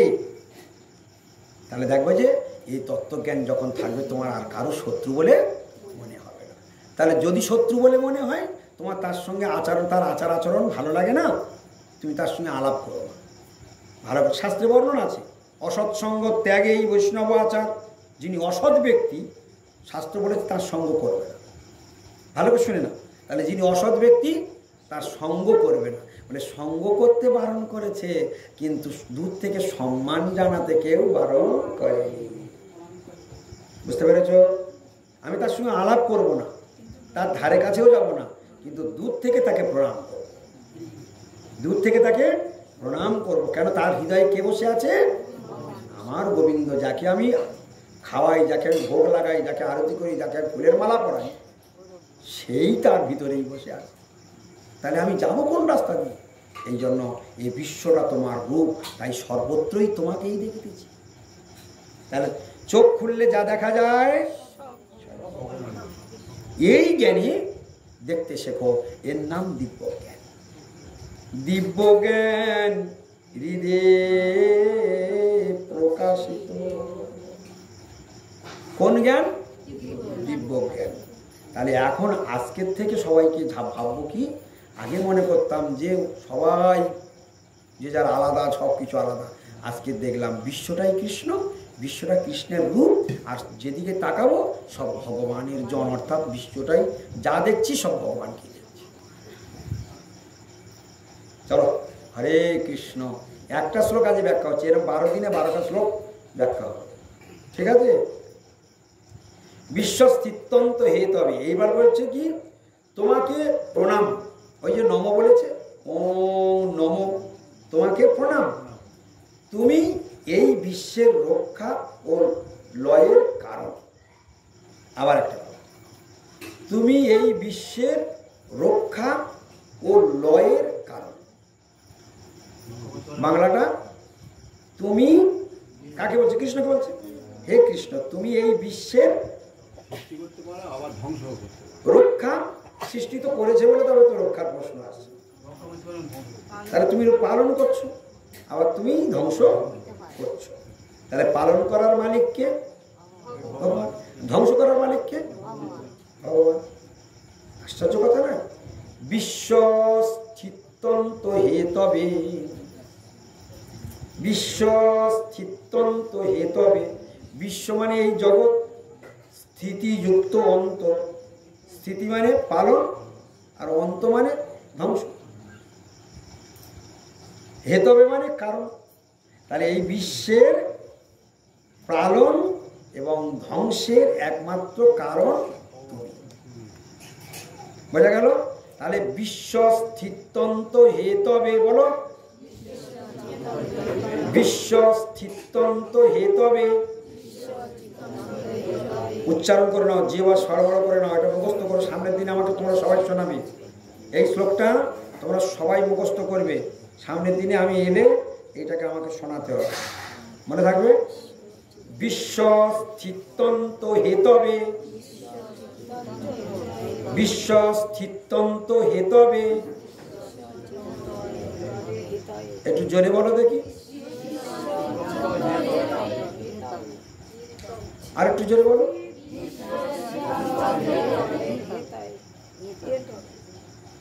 বিশ্বস্থিতন্ত, স্থিতন্ত, স্থিতন্ত, স্থিতন্ত,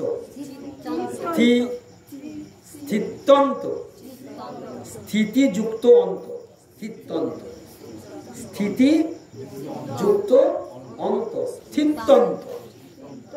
জীব ছেনে আসতে হবে। বিশ্বস্থিতন্ত হেতবে, গৌর প্রেমানন্দে। তাহলে এই বিশ্ব পালন এবং ধ্বংসের কারণ তুমি। হে কৃষ্ণ, যেটুকু পাঠ হয়েছে সেটুকু বাংলা মানেটা কি? হে কৃষ্ণ, এই বিশ্ব তোমার রূপ, তাই সর্বত্রই তোমাকেই দেখিতেছি, এবং কি এই বিশ্ব প্রলয়, পালন, সৃষ্টি সব কিছুর কারণ তুমি। তার কাকে প্রশংসা করা হচ্ছে? বিশ্বস্থিতন্ত হেতবে, বলে বিশ্বেশ্বরায়, বলো বিশ্বেশ্বরায়। বিশ্বেশ্বরায় মানে কি বলছে? তুমি এই বিশ্বের নিয়ন্তা, অধীশ্বর। এই বিশ্ব কে নিয়ন্ত্রণ করছে? এই বিশ্বের অধীশ্বর কে? ভগবান। তাহলে বিশ্বেশ্বরায়, তাহলে বিশ্বযুক্ত ঈশ্বর, বিশ্বেশ্বর। তাহলে তুমি বিশ্বের ঈশ্বর মানে নিয়ন্তা, অধীশ্বর। হ্যাঁ, তাহলে বিশ্বশ্বরায় মানে কি? বিশ্বের নিয়ন্তা, অধীশ্বর। আর বিশ্বায়, বিশ্বায় মানে কি? তুমিই বিশ্ব। তাহলে বিশ্বায় মানে কি? তুমিই বিশ্ব। গোবিন্দায় নমো নমঃ। যেহেতু তোমার ব্যতীত পৃথক দ্বিতীয় সত্তা নাই, তুমি গোবিন্দ রূপে গোকুলের নায়ক। তুমি গোবিন্দ রূপে গোকুলের নায়ক এবং বৃন্দাবনস্থ গোপ, গোপী ও গোগণকে রক্ষা করিয়া থাকো। গোবিন্দ শব্দের মানে এখানেও ভাঙা আছে। আমরা গোবিন্দ গোবিন্দ বলি, কিন্তু গোবিন্দ কথার মানে তোমরা কি জানো? দেখো এখানে বলে দিচ্ছি কেন তার নাম গোবিন্দ, বলে দিচ্ছি, শুনে নাও। তুমি গোবিন্দ রূপে গোকুলের নায়ক এবং বৃন্দাবনস্থ গোপ, গোপী ও গোগণকে রক্ষা করিয়া থাকো। কাদের কাদের তুমি রক্ষা করো?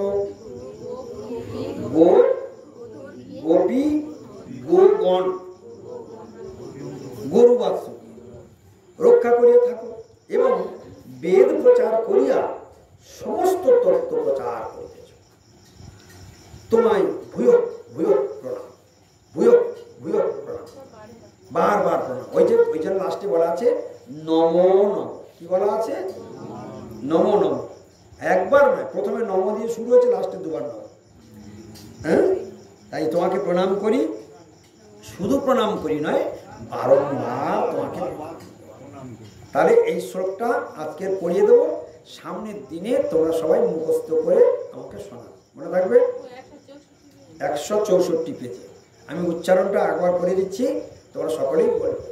ওম নমো বিশ্বরূপায় বিশ্বস্থিতন্ত হেতবে বিশ্বেশ্বরায় বিশ্বায় গোবিন্দায় নমো নমঃ।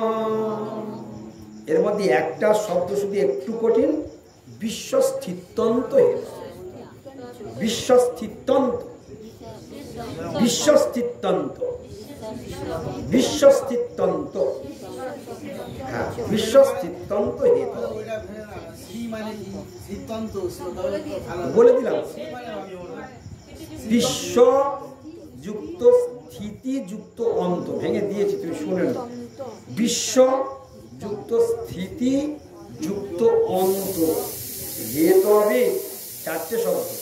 বিশ্ব স্থিতি অন্ত হেতবে, অর্থাৎ বিশ্বের পালন লয় কর্তা তুমি। তাহলে বিশ্বের লয় এবং পালনের কর্তা তুমি, বোঝা গেল? বিশ্বস্থিতন্ত হেতবে, হেতবে মানে হেতু, হেতু মানে কারণ। তুমি সৃষ্টি স্থিতি প্রলয়ের নায়ক এবং তুমি একমাত্র কারণ। তুমি বিশ্ব, বিশ্বটা তোমার রূপ, তুমি বিশ্বের ঈশ্বর, তুমি বিশ্বের অধীশ্বর, তুমি গোকুলের নায়ক, তুমি গোবিন্দ রূপে জগতে বিরাজমান আছো। তুমি গোকুলের গোপী এবং গোধনকে তুমি রক্ষা করিতেছ এবং তোমাকে সেই জন্য আমরা বারংবার নমস্কার। তাহলে ব্রহ্মাজি 12টা শ্লোকে প্রত্যেক দিন ভগবানকে স্তবস্তুতি করেন, সেটা তিনি মুনি ঋষিদেরকে জানালেন এবং তার মধ্যে প্রথম শ্লোকটার অর্থ আজকের আমরা শুনলাম। হরে কৃষ্ণ। আর হবে? এই পর্যন্ত থাক। হ্যাঁ, আরো হবে? আচ্ছা, তাহলে পরের শ্লোকটা যাই। পরের শ্লোক বলছে নমো বিজ্ঞান রূপায়। জোরে বল, খুব ভালো হয়েছে, তোমরা জোরে বলো। নমো বিজ্ঞান রূপায় পরমানন্দ রূপিণে কৃষ্ণায় গোপীনাথায় গোবিন্দায় নমো নমঃ। এই যে 12টা স্তব খুব সহজ, খুব সরল, অথচ এত ভালো স্তব ভাবতেও পারবে না। 12টা শ্লোক তোমরা প্রতিজ্ঞা করো, মুখস্থ করবই করো সবাই, যে কজন এসেছে কেউ বাদ যাবে না। তুমি যদি লেখাপড়া না জানো, যারা জানে তাদের কাছ থেকে করে নেবে। ফোনে আমার নাম্বার নিয়ে রাখবে, আমাকে ফোন করো, আমি উচ্চারণ শিখে দেবো, কোনো অসুবিধা নেই। নমো বিজ্ঞান রূপায় পরমানন্দ রূপিণে কৃষ্ণায় গোপীনাথায় গোবিন্দায় নমো নমঃ। তাহলে কি হলো? এই শ্লোকটার মানে এবার বলি। এখানে কি বলছে? হে বাসুদেব, মানে ব্রহ্মাজি বলছে। বাংলার মানেটা কি? যে সবটা আমরা করলাম তার অর্থটা কি? অর্থ বুঝতে পারলে ভালো লাগবে। হে বাসুদেব, নিচে সব বাংলা মানে করা আছে, তোমরা পড়বে, খুব আনন্দ পাবে। হে বাসুদেব, যাহার বিজ্ঞান বলে সমস্তই প্রতিভাত হইতেছে। যার বিজ্ঞান বলে সবকিছু প্রতিভাত হচ্ছে। প্রতিভাত মানে দেখা যাচ্ছে, অর্থাৎ ভগবানের বিজ্ঞান বলে এই জগতের সবকিছু প্রতিভাত হচ্ছে, দেখা যাচ্ছে, প্রকাশিত হচ্ছে। সেই বিজ্ঞানের আধার তুমি। সেই বিজ্ঞানের, বিজ্ঞান মানে যেটা বাস্তব, বিজ্ঞান মানে কি? যেটা বাস্তব, সেই বিজ্ঞানের আধার তুমি, সেই বাস্তবের মূল পাত্রকে, আধার মানে পাত্র, নায়ককে তুমি, তোমার থেকেই বিজ্ঞান, তোমার সেই বিজ্ঞান বলেই এই জগৎ প্রতিভাত হচ্ছে, অর্থাৎ তোমার দ্বারাই এই জগৎ সৃষ্টি কার্য হচ্ছে, আর তোমার দ্বারাই জগৎ সৃষ্টি হচ্ছে বলে সেগুলো আমরা দর্শন করতে পাচ্ছি। সেই বিজ্ঞানের আধার তুমি, তুমি সমস্ত আনন্দের মূলাধার। ওই যে পরমানন্দ রূপিণে, পরম আনন্দ রূপিণে, অর্থাৎ তুমি সমস্ত আনন্দের মূল আধার। কি বললো? আরে আমরা বিশ্ব সংসারে যেটুকু আনন্দ পাই তার কিছু, তার আধারকে, আধার মানে পাত্র, নায়ক। এখন মেয়ে চাকরি পেয়েছে, বা আমার আনন্দ হচ্ছে কি না? আনন্দ হচ্ছে তো। তাহলে সে আনন্দটা কার থেকে এলো? তাহলে ভগবান যদি চাকরি না দিত তাহলে চাকরি পেত না, তাহলে আনন্দ হতো না।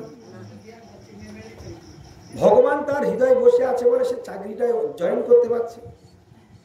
ভগবান হৃদয় থেকে নেমে যাক, ও কি করে চাকরি করে দেখ। হরে কৃষ্ণ মাস্টার, হরে কৃষ্ণ।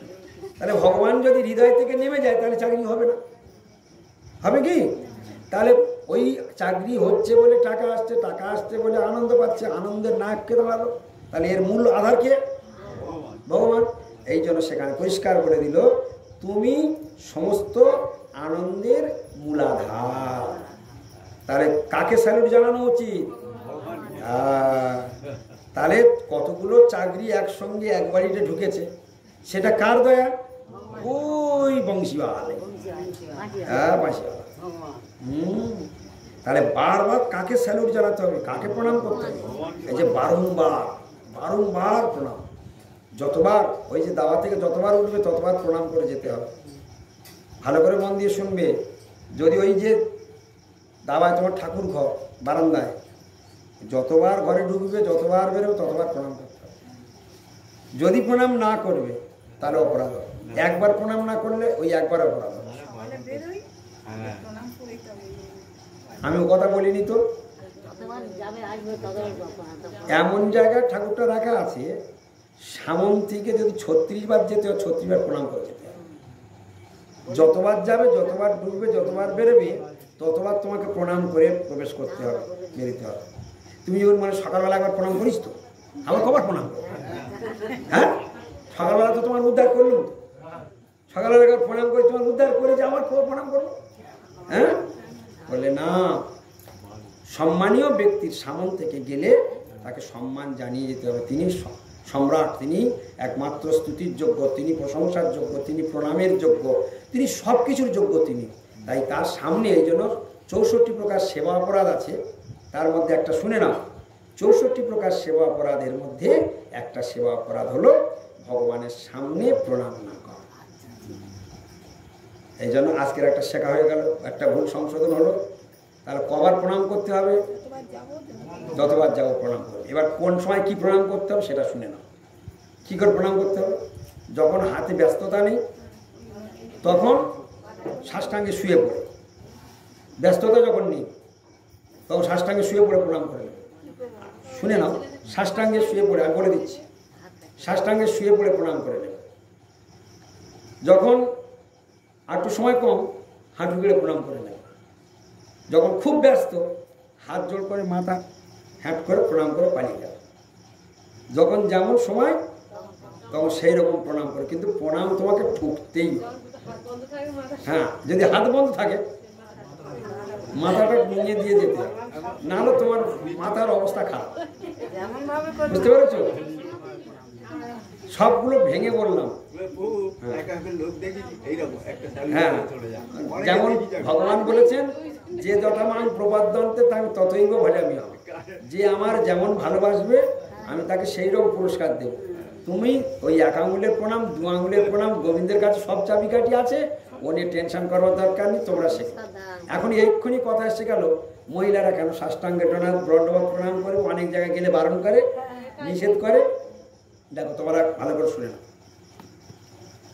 মহিলাদের সাষ্টাঙ্গে দণ্ডবত প্রণাম করার একটা কথা বলতে গেলে অনেক কথা এসে যাবে, আমি কখন বলবো, অনেক দেরি হয়ে যাবে। শর্ট করে বলে দিচ্ছি। এইখানে মহিলাদের সাষ্টাঙ্গে দণ্ডবোধ প্রণামের কথা এখানেই লেখা আছে, সূচিপত্র খুলে কালকের ভালো করে পড়বে, ভালো করে সব এগুলো দেওয়া আছে। কেন এই প্রশ্ন উঠবে বলে শুনে নাও, তবু আমি একটু হালকা করে বলে দিচ্ছি। মহিলাদের সাষ্টাঙ্গে দণ্ডবোধ প্রণাম করার বিধান শাস্ত্রে নিষেধ আছে, আবার মহিলাদের সাষ্টাঙ্গে দণ্ডবোধ প্রণাম করার বিধান আছে। কোথায় আছে কোথায় নেই, কি আছে কেন নেই, সবগুলো শিখতে হবে, কি ঠিক কিনা? শাস্ত্রে, স্মার্ত শাস্ত্রে বলা আছে মহিলারা সাষ্টাঙ্গে দণ্ডবোধ প্রণাম করবে না। কেন করবে না, তার কারণ কি কে জানো বলো? মহিলাদের স্তনযুগলের ভার ধরিত্রী দেবী সহ্য করতে পারে না, তাই এই সাষ্টাঙ্গে দণ্ডবোধ প্রণাম করা মহিলাদের উচিত নয়। তাই তাদের পঞ্চাঙ্গে প্রণাম করার বিধান শাস্ত্রে দেওয়া আছে। কোন শাস্ত্রে? স্মার্ত শাস্ত্রে, মনে থাকবে যারা, স্মার্ত শাস্ত্র। স্মার্ত শাস্ত্র সাধারণ মানুষের জন্য। কিন্তু যখন আমি বৈষ্ণব ধর্ম যাজন করব, আত্মধর্ম যাজন করব, স্বরূপ ধর্ম যাজন করব, তখন কিন্তু আমি ওই স্মার্ত ধর্মের ঊর্ধ্বে চলে গেলাম, স্মার্ত ধর্মের গণ্ডি ছেড়ে আমি বেরিয়ে গেলাম। ঠিক যেমন প্রাইমারি ওই মহিলাদের সাষ্টাঙ্গ দণ্ডবোধ প্রণামের বিধি হলো প্রাইমারি স্কুলের গণ্ডি। প্রাথমিক স্টেজে যারা কিছুই জানে না, কিছুই মানে না, তাদের জন্য এটুকু থাক। যারা আশ্রয় করে ভগবানের সেবা পূজা আরম্ভ করে দিয়েছে, বা যারা ভক্তি ধর্ম বুঝে গিয়েছে, যারা ভগবানের চরণে শরণাগত হতে চায়, যারা ভগবানের কাছে নিজেকে বিলিয়ে দিতে চায়, তারা ওই স্মার্ত গণ্ডির মধ্যে, প্রাইমারি স্কুলের শিক্ষার গণ্ডির মধ্যে আর থাকবে না। তারা হাই স্কুলে পড়াশোনা করবে, তারা সাষ্টাঙ্গে দণ্ডবোধ প্রণাম করবে। বোঝা গেল? কেন কেন প্রণাম করবে? সাষ্টাঙ্গে প্রণামটা মানে কি? ভগবান আমার শরীরটা পুরোটাই দিয়েছেন, আমি পুরোটাই আমার গোবিন্দকেই দিলাম। কিন্তু যখন আমি স্মার্ত শাস্ত্রকে পালন করতে যাব, তখন আমার কিছু গোবিন্দের দেওয়া হলো, কিছু গোবিন্দেরকে দেওয়া হলো, কিছুটা কেটে রাখা হলো। আমি স্মার্ত শাস্ত্রকে বিধানকে আমি ফলো করলাম, কিন্তু ভক্তির কিছুটা হলো শুদ্ধতা নষ্ট হয়ে গেল। এইটাকে বলা হয়, এই বৈষ্ণব ধর্মের এক নাম হলো বৈষ্ণব ধর্ম, এর আর এক নাম হলো সনাতন ধর্ম, এর আর এক নাম হলো জৈব ধর্ম, এর আর এক নাম হলো আত্মধর্ম। হ্যাঁ, এই এই এই ধর্মের মূল বিষয় হচ্ছে কি? আত্মসমর্পণ। এই ধর্মের মূল বিষয় কি? নিজেকে দিয়ে দেওয়া। তো ভাগবতে চলো, কোন কোন মহিলা সাষ্টাঙ্গে দণ্ডবোধ প্রণাম করেছে, ভাগবতের মধ্যে তার উল্লেখ আছে। কোন কোন মহিলা সাষ্টাঙ্গে দণ্ডবোধ প্রণাম করেছে তার উল্লেখ রয়েছে সেখানে। যখন ভগবান ত্রেতা যুগে ভগবান রামচন্দ্র যখন 14 বছর বনবাসকালে ছিলেন, সেই 14 বছর বনবাসকালে 44 পৃষ্ঠায় রয়েছে এখানে। 14 বছর বনবাসকালে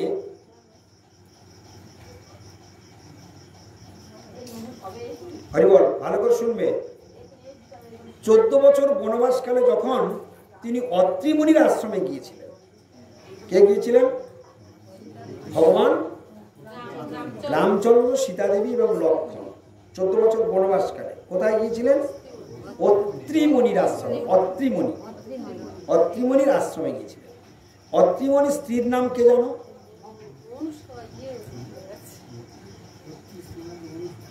অনুসূয়া, সতী অনুসূয়া। যার সতীত্ব দেখে পার্বতী দেবীর হিংসা হয়েছিল, যার সতীত্ব দেখে লক্ষ্মীরও হিংসা হয়েছিল। আর কার হিংসা হয়েছিল? ইন্দ্রের স্ত্রী শচীরও হিংসা হয়েছিল তার সতীত্ব দেখে। জগতে কারো ভালো দেখলে আমাদের কি হয়? কার ভিতরে কিরম কিরম হয় একটা জানে, কি ঠিক কিনা? তো তারা তাদের স্বামীদেরকে পাঠিয়েছিল, যাও তোমরা তার সতীত্বকে, তার এই এই সতীত্বকে তাদেরকে খর্ব করে দিয়েছো। তো তারা গিয়েছিল তিনজনে, আমি এসব গল্প আর বলবো পরে হবে এখন নাকি, এসেছিল। তো এসে তিনজনে ব্রাহ্মণ বেশ ধারণ করে এসেছে। তো বলছে মা, হ্যাঁ আমাদেরকে ভিক্ষা প্রদান করবো। কি ভিক্ষা? বলছে আজকে তোমার হাতে প্রসাদ পেতে চাই। বলে এতে উত্তম কথা, আমার ব্রাহ্মণ আমার বাড়িতে গৃহতে সেবা করবে, এতে উত্তম কথা। বলছি মা একটা শর্ত আছে। বলে কি শর্ত? বলে আমাদের সেবা দিতে গেলে তোমাকে উলঙ্গ হয়ে রান্না করতে হবে, তোমাকে উলঙ্গ হয়ে রান্না করতে হবে, তবে আমরা তোমার হাতে প্রসাদ খাবো। সতী অনুসূয়া বললেন আচ্ছা ঠিক আছে, তাই হবে। ব্রাহ্মণকে ফিরিয়ে দেব। সঙ্গে সঙ্গে তার সতীত্ব বলে মন্ত্রপুত জল করে আর তিনজনকে একদম পুরো বাচ্চা বানিয়ে দিল। তিনজনে ট্যাঁটা করে কাঁদতে লাগলো। তিনটে দলা তৈরি করে তিনজন আর দোল দিতে লাগলো। দোল দিয়ে উলঙ্গ হয়ে রান্না করলো, রান্না করে তাদের খাইয়ে দিল, দিয়ে দোল দিতে লাগলো। ছুটি আর দিচ্ছে না। এবারে শিব পার্বতী লক্ষ্মী সচি এরা তো আর স্বামীকে ফিরে পাচ্ছে না। স্বামীকে পাঠালাম গেল কোথায়, আর ফিরে আসে না কেন, এ কি জ্বালা। এবারে খুঁজতে খুঁজতে খুঁজতে খুঁজতে যখন সেই সতী অনুসূয়ার কাছে গিয়ে দেখলো যে মোটামুটি এরা ধ্যানে দেখতে পেল, গেল না, ধ্যানে দেখতে পেলো সর্বনাশ, সব তো ফিরে আসে না, সব তো বাচ্চা হয়ে দোলায় দোল দিচ্ছে। তখন তারা সতী অনুসূয়ার কাছে গিয়ে ক্ষমা চাইল। মা আমরা এই তোমার প্রতি ঈর্ষা কাতর হয়ে আমরা এই ভুল করেছি, মা তুমি আমাদের ক্ষমা করে দাও, আমাদের স্বামীদেরকে ফিরিয়ে দাও, হ্যাঁ এরকম ভুল আমরা জীবনে কোনোদিন করবো না। তখনই সেই মাতা অনুসূয়া কি করলেন, আবার সেই মন্ত্রপুত জল নিয়ে তাদের তিনজনেরও ছিঁড়ে দিয়ে বললে তোমরা পূর্ব অবস্থায় ফিরে যাও। যেই বললো পূর্ব অবস্থায় ফিরে যাও, সঙ্গে সঙ্গে ব্রহ্মা বিষ্ণু মহেশ্বর আবার তারা তিনজনের রূপ ধারণ করলো। হ্যাঁ, তো ও ব্রহ্মাস্ত্রী হচ্ছে সাবিত্রী, হ্যাঁ ব্রহ্মা ছিল, ব্রহ্মা বিষ্ণু মহেশ্বর। তো তিনজনই ইন্দ্র, এই তিন ওরা মুখ থেকে কখন বেরিয়ে যাই হোক, তো সেই তিনজনই আবার নিজের রূপ ধারণ করলেন এবং তারা সতী অনুসূয়াকে প্রণাম করে চলে গেলেন। তো যখন সেই সতী অনুসূয়ার আশ্রমে ভগবান রামচন্দ্র, সীতাদেবী এবং লক্ষ্মণ পৌঁছেছিলেন, তখন সতী অনুসূয়া সাষ্টাঙ্গে দণ্ডবত প্রণাম করেছিলেন ভগবান রামচন্দ্র। তাহলে সতী অনুসূয়া শাস্ত্র জানতো না, তাহলে প্রমাণ কি হয়? সতী অনুসূয়া শাস্ত্র জানতো না, তাই প্রণাম করেছে নাকি? বলে হ্যাঁ, উনি ভাগবত ধর্ম জানতেন, তাই তিনি সাষ্টাঙ্গে প্রণাম করেছেন ভগবান।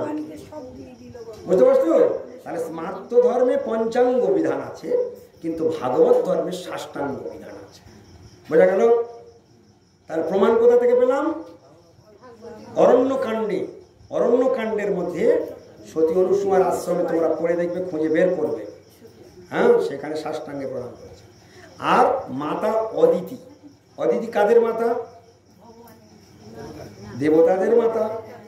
যখন ওই বামন অবতারের, যখন ভগবান বামনদেব রূপে অদিতির পুত্ররূপে যখন জগতে আসলেন, অদিতির পুত্ররূপে যখন বামনদেব আসলেন, তখন প্রথমে শঙ্খচক্র গদাপদ্ম নারায়ণ রূপ ধারণ করে দর্শন দিলেন। যেই ওই 13 দিনে পয়ব্রত পালন করেছিলেন, পয়ব্রত যেই শেষ হলো, সঙ্গে সঙ্গে সাষ্টাঙ্গে দণ্ডবত প্রণাম করেছিলেন শঙ্খচক্র গদাপদ্মধারী নারায়ণকে, সাষ্টাঙ্গে প্রণাম করেছিলেন মাতা অদিতি, ভাগবতে আছে। তাহলে মাতা অদিতি শাস্ত্র জানতো না? তাহলে বড় দেখি, এগুলো প্রণাম আছে। জয় দ্বিজ পত্নী জয় নাগকন্যাগণ, ভক্তিতে যাহারা পাইল গোবিন্দ চরণ। এরা এই নাগপন্ডিগণ, এই দ্বিজপন্ডিগণ, এরা সাষ্টাঙ্গে দণ্ডবত প্রণাম করেছিলেন। এরা ভাগবত ধর্ম। এই জন্য ভাগবত ধর্মে, এই জন্য সমস্ত মঠ মন্দিরে পঞ্চাঙ্গ বিধান, কি ইস্কন, কি দেবানন্দ, কি চৈতন্য মঠ, ও সব মেয়েদের সব পঞ্চাঙ্গ রেখে দিয়েছে। আর আমাদের মঠ কলকাতা বাগবাজার গৌরীয় মঠ, গৌরী মিশন, সব মহিলাদের সাষ্টাঙ্গ প্রণামের বিধান দিয়ে দিয়েছে, কোনো কথা হবে না। আমরা স্মার্ত ধর্ম করছি না। স্মার্ত ধর্মে মাছ খাওয়ার পালা আছে, কিন্তু আমি কি আর মাছ খাই নাকি? খাই। তাহলে আমাকে, আমি ভাগবত ধর্ম যাজন করছি, তাই আমাকে সাষ্টাঙ্গে প্রণাম করব। কে কি বললো না বললো আমি ফিরে তাকাবো না। তবে হ্যাঁ, একটা কথা শোনো, তোমরা বোঝাতেও পারবে না। তোমাদের কি করে, যে যখন বললো জানো কি মহাভারত শুদ্ধ হয়ে গেছে, এই জন্য তোমরা বাগবাজার মঠে বা তার শাখাতে সাষ্টাঙ্গে করবে, আর অন্য কোথাও যখন জবাব দিতে পারবে না, যা খুশি হয় তাই বাবা থাক, পঞ্চাঙ্গ প্রণাম করে বেরিয়ে যাও। আমি সঠিক যুক্তি তোমাদেরকে দিয়ে দিলাম। কথা বুঝতে পারছো? স্থান, কাল, পাত্র বিবেচনা করে কাজ করবে, কিন্তু মনে মনে পঞ্চাঙ্গে করলেও মনে মনে সাষ্টাঙ্গে করবে। আমি বোঝাতে পেরেছি কথাটা? কারোর সঙ্গে বিরোধিতায় যাবে না, কারোর সঙ্গে বিতর্কে যাবে না, যে যেটা ভালো বুঝবে সে সেটা করবে। আমরা তো বলতে পারবো না তার অশাস্ত্রীয় করছে, শাস্ত্রীয়টা নাই এটাও তো বলতে পারবো না। কি বললাম? স্মার্ত শাস্ত্রে সেটাও লেখা আছে, আর ভাগবত ধর্মে লেখা আছে। তাহলে দুটোই ঠিক, কোনোটাই ভুল নয়। বোঝাতে পারলাম কথাটা? তাহলে আমি এখন যদি স্মার্টে থাকি, তুমি স্মার্টেই থাকো, আর তুমি যদি সর্বাঙ্গে সমর্পণ করতে চাও তাহলে সেটাও করো। কিন্তু কারা কারা করেছে? যারা ভাগবত ধর্ম যাজন করবে তারা সবাই সাষ্টাঙ্গে পড়ে। হরে কৃষ্ণ। ক্লিয়ার হলো? সব বুঝতে পেরেছ? হ্যাঁ, কোনোদিন কারোর সঙ্গে তর্কে জড়াবে না। পুরাণী যদি বলে এই মহিলাদের সাষ্টাঙ্গে করতে নেই, পঞ্চাঙ্গে করো, হ্যাঁ বলে আচ্ছা আচ্ছা বাবা ঠিক আছে ঠিক আছে, গৌর প্রেমানন্দে হরি হরি বল। দেখো এখানে কি বলছে শুনে নাও, এটা তোমরা পড়বে, 44 পৃষ্ঠাতে রয়েছে, এটা ভালো করে কালকে ঝালাই দেবে। ভক্তিমার্গে সকলের জন্য সাষ্টাঙ্গ প্রণামের বিধান রয়েছে, শুনে নাও। সাষ্টাঙ্গ প্রণামই পূর্ণাঙ্গ প্রণাম এবং ইহা আত্মনিবেদনের প্রতীক। স্মার্তমতে মহিলাদের সাষ্টাঙ্গ প্রণাম নিষেধ থাকলেও, কি বললো? স্মার্তমতে, কি বলেছে? স্মার্তমতে মহিলাদের সাষ্টাঙ্গ প্রণাম নিষেধ থাকলেও ভাগবত পরম্পরা বা ভক্তিমতে সেরূপ কোনো বিচার নাই। এই ধর্মে স্ত্রী পুরুষ স্বরূপগত ভেদহীন। ভাগবত ধর্মে আমরা কেউ নারী নই, কেউ পুরুষ নই। ভাগবত ধর্মে আমরা সবাই আত্মা, আমরা সবাই। তা আত্মার আবার নারী কি আর পুরুষ কি? আমি কে? আমি আত্মা। তাহলে আত্মা তো নারীও নয়, আত্মা পুরুষ নয়। আত্মা নারী শরীর ধারণ করেছে বলে তবে তাকে নারী বলা হচ্ছে, আত্মা পুরুষ শরীর ধারণ করেছে বলে তাকে পুরুষ বলা হচ্ছে। আজকের আমি পশ্চিমবাংলায় জন্মগ্রহণ করেছি বলে আমাকে বাঙালি বলছে। এখন এই আত্মাটা যদি ইংল্যান্ডে জন্মগ্রহণ করে তখন কি বলবে? হ্যাঁ, এ আমেরিকান, এ ইন্ডিয়ান। আমি যদি আমার আত্মাটাকে চায়নাতে জন্মগ্রহণ করে তখন কি বলবে? এ চীনা। হ্যাঁ, ওদিকে যদি বাংলাদেশে জন্ম করে তাহলে বলে বাঙাল। কি ঠিক কি না? তাহলে দেখো আত্মা কিন্তু একই, যে জামাটা পরছে সেই জামাটাকে ধরে আমরা তার পরিচয় প্রদান করছি, বাহ্যিক পরিচয়। এইখানে বলছে স্ত্রী পুরুষ সর্বত ভেদহীন, অর্থাৎ আত্মার সম্বন্ধে সকল জীবই কৃষ্ণ শক্তি। তাহলে নারীর মধ্যে যে আত্মা আছে ওটাও কৃষ্ণ শক্তি, পুরুষের মধ্যে যে আত্মা আছে ওটা কৃষ্ণ শক্তি।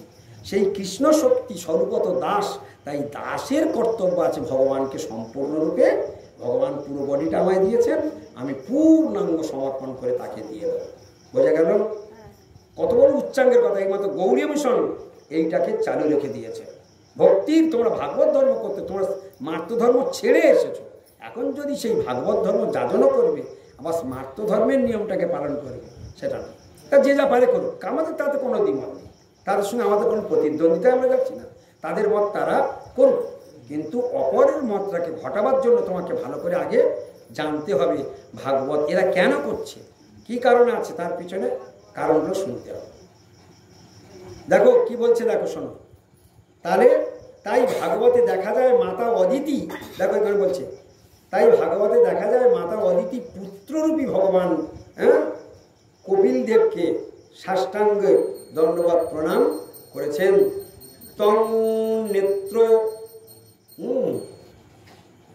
তং নেত্র গোচরণং বিক্ষ সহসোত্থায় সাদরম ননাম ভুবিকায়েন দণ্ডবত পৃথিবীহলা। কি বলেছে দেখো, দণ্ডবত শব্দটা আছে, দণ্ডবত শব্দটা আছে। দণ্ডবত মানে কি? সাষ্টাঙ্গে প্রণাম করা। ধরে ধরে ভাগবত শ্লোক 8, 17, 5 নাম্বার বলে দিয়েছে। কত নম্বর শ্লোকে আছে? 8 মানে অষ্টম স্কন্ধে, 17 মানে 17 নম্বর অধ্যায়ে, 5 মানে 5 নম্বর শ্লোকে।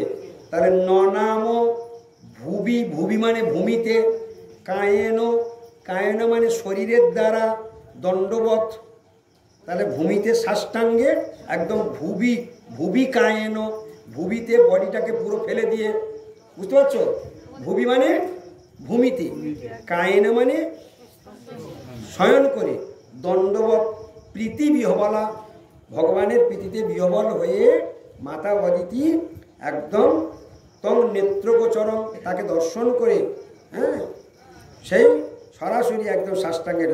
এছাড়া শ্রীমদ্ ভাগবতে কালীয় দমন লীলা প্রসঙ্গে নাগপত্নীগণ কর্তৃক শ্রীকৃষ্ণকে সাষ্টাঙ্গ প্রণাম ও তাঁদের স্তুতি আদির বর্ণনা রয়েছে।